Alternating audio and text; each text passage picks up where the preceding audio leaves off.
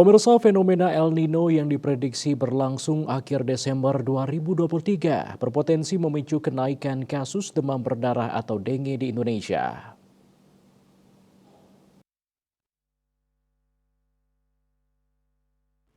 Menteri Kesehatan RI Budi Gunadi Sadikin dalam rapat kerja Komisi 9 DPR RI diikuti dalam jaringan di Jakarta, dikutip dari kantor berita Antara mengatakan, dengue di Indonesia meningkat terus selama 50 tahun terakhir. Sesudah diamati polanya naik pada saat terjadinya El Nino. El Nino merupakan kejadian distorsi alam yang menghambat pertumbuhan awan hujan akibat gangguan di atmosfer.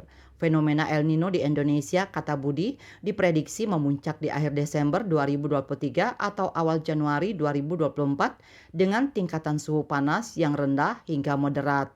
Dikatakan Budi, tren perubahan iklim juga berkontribusi memicu suhu di Indonesia mendekati moderat di level 2.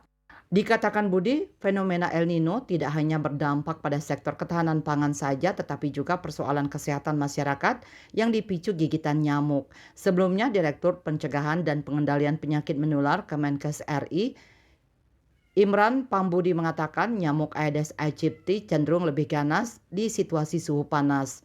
Direktorat Jenderal Pencegahan dan Pengendalian Penyakit Menular P2P Kemenkes RI melaporkan laju kasus dengue di Indonesia rata-rata mencapai 74.000 hingga 140.000 per tahun. Kasus dengue pada Januari hingga November 2023 mencapai 76.449 pasien dengan 571 kasus kematian. KMB Bali Pos melaporkan,